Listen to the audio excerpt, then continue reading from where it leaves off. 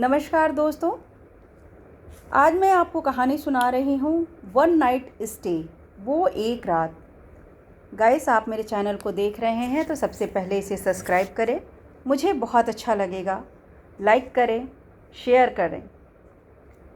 चलिए मैं सुनाती हूँ वो एक रात, वन नाइट स्टे। रीना की ऊपर की सांस ऊपर और नीचे की सांस नीचे रह गई। एक आदमी के साथ उसे छोटे से कमरे में सारी रात, या कॉरिडोर में। बर्फबारी के कारण बस आगे नहीं जा सकती थी। अब बस कल सुबह 9 बजे ही निकलेगी। सारी रात इस छोटी सी लॉज में ही बितानी थी हम सबको। वो बस के इस छोटी सी जगह पर रुक जाने की कोई छोटी प्रॉब्लम या कुछ सैकड़ों की चाय पीने की इच्छा समझकर आराम से अपनी सीट पर बैठी वादियों की सुंदरता को निहार रही थी। और सभी परिवार वालों ने लॉज में अपना कमरा बुक कर लिया। अब ये आखिरी कमरा बचा था जिसे उसको एक अकेले आदमी के साथ शेयर करना था। उसकी नानुकुर पर साफ कर दिया था लॉज के मालिक ने कि फर्स्ट कम फर्स्ट सर्व का रूल उसके यहाँ चलता है। कमरा उस आदमी ने पहले बुक कराया है और एक और यात्री को देने की अनुमति दी है, तो वो चाहे तो कमरा ले सकती है या सारी रात कॉरिडोर में बिता सकती है।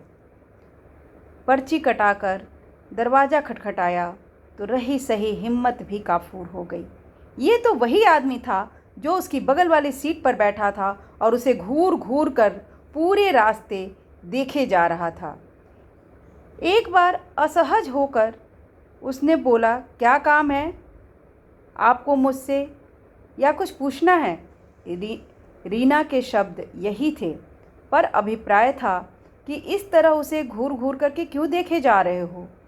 उसने अपने लहजे से स्पष्ट कर दिया था, पर वो आदमी तो जैसे चिकना घड़ा था। वो रीना की बात का मतलब समझा नहीं या समझकर उपेक्षा की। उसका जवाब सुनकर भरी बस में भी रीना डर गई। मैंने आप जैसी सुंदरता पहले कभी नहीं देखी, इसलिए देख रहा हूँ। लेकिन रीना के तमतमाए चेहरे से शायद वो समझ गया और चुप होकर दूसरी ओर मुंह करके बैठ गया। रीना दरवाजे पर से ही अचकचाई सी खड़ी कमरे का मुआयना करने लगी। एक बमुश्किल 6 बाई 8 का कमरा, 4 बाई 6 के दीवान के 2 स्टूल लगे थे। एक पर कागड़ी और एक पर स्टील के पानी गर्म करने वाली इलेक्ट्रिक केतली थी। एक छोटी सी खिड़की जिसका दरवाज़ा शायद कभी खोला नहीं जाता था, जिससे वो जाम हो गया था। वो आदमी कागड़ी बेड पर रखकर स्टूल पर बैठ गया और रीना बेड के दरवाजे वाले साइड पर बैठ गई।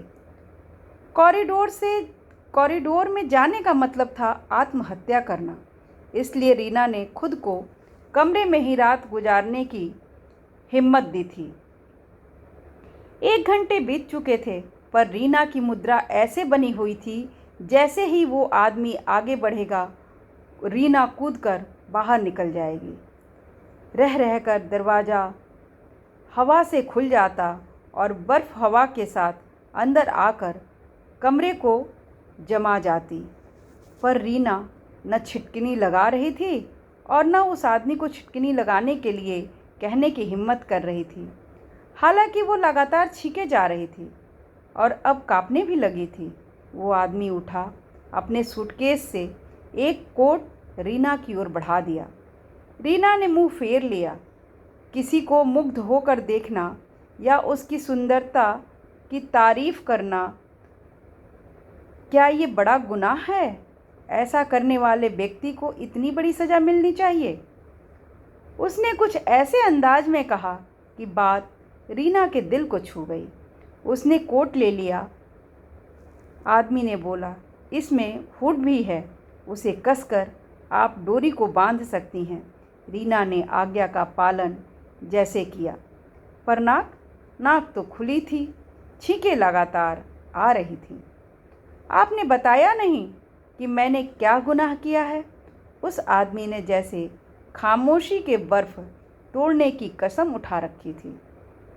आपको कौन सी सज़ा दी है मैंने? रीना ने धीरे से बोला। सज़ा तो आप खुद को दे रही हैं।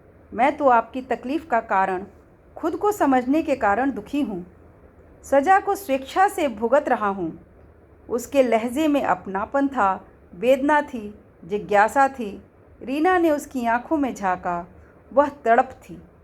रीना का डर गायब हो गया। मैं बच्चों को हॉस्टल छोड़कर लौट रही थी, आदमी ने बोला। मैं भी। बातचीत का सिलसिला चल निकला। कब रीना ने उठकर दरवाजे की छिटकनी लगा दी, उसे भी पता नहीं चला। मुझे ब्लैक कॉफ़ी बहुत पसंद है और मुझे पूरे दूध की चाय। दोनों एक दूसरे का अभिप्राय समझकर हंस दिए। केतली में चाय बनी, नाश्ता निकला। फिर खा पीकर नींद अपनी आगोश में कसने की कोशिश करने लगी। लेकिन बातें इतनी रुचिकर हो चली थीं कि नींद हवा होती रही और वे बैठने से अधलेटे की मुद्रा में आ गए। फिर पूरे लेट गए।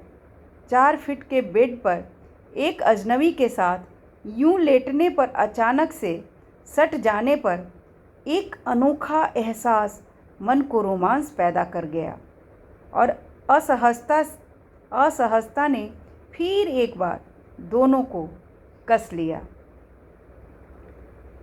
इस असहजता को दूर करने की कोशिश में रीना थोड़ा किनारे की तरफ खिसकी और गिरते गिरते बची। लेकिन उसकी मजबूत बाहों ने रीना को थाम लिया था। आप अगर अब भी असहज महसूस कर रही हैं तो मैं स्टूल पे बैठ जाऊं, उस आदमी ने कहा। आपने कोई अपराध नहीं किया जो आप खुद को सजा दें। रीना मुस्कुराई और लेटकर बातों का सिलसिला चल पड़ा। नींद खुली तो रीना उसकी गरमाई आगोश में थी। अचकचा कर उठी तो वो भी अचकचा गया। वो शायद ठंड के कारण नींद में। दोनों ने एक दूसरे को सॉरी बोला और फिर हंस पड़े। बस चल पड़ी। नेटवर्क भी आ गया था।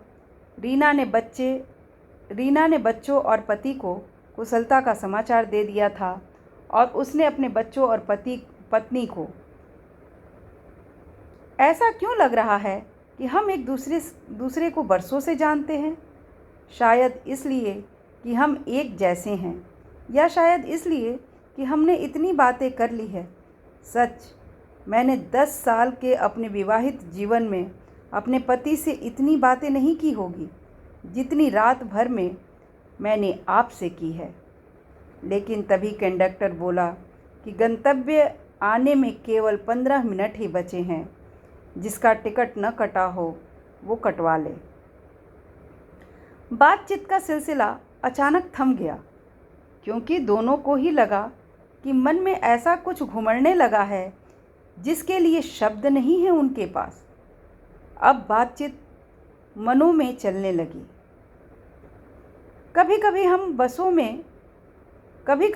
बरसों में किसी को इतना नहीं जान पाते जितना एक रात में जान लेते हैं। क्यों? कभी कभी शिद्दत से की गई कोशिशों से भी मन किसी के साथ नहीं बंध पाता और कभी कभी यूं ही बंध जाता है। क्यों मन इस सफ़र से बाहर नहीं निकलना चाहता? क्यों मन इस चेहरे से निगाहें हटाने को तैयार नहीं? क्यों क्यों क्यों? कौन सा विदाई का वाक्य बोलूं, कैसे कहूं, क्या कहूं? पर दोनों में किसी ने कुछ भी नहीं कहा। पर दोनों में वो रीना को एकटक देखता रहा और रीना धीरे से मुस्कुराती रही। दोनों बस से उतरे और अपनी अपनी राह चल दिए। फिर 2 कदम चलकर पलटे और करीब आए। उसने बिना शब्दों के इजहार किए रीना का चेहरा अपने हाथों में लेकर उसके होठों पर एक चुम्बन अंकित कर दिया। फिर वो पलटे और अपनी अपनी राह पर चल दिए। ये एक रात की उनकी वन नाइट स्टे है। जिन्होंने पूरी रात तो कुछ नहीं किया, मगर चलते चलते अपने प्यार की अभिव्यक्ति एक दूसरे को किस लेकर के किया।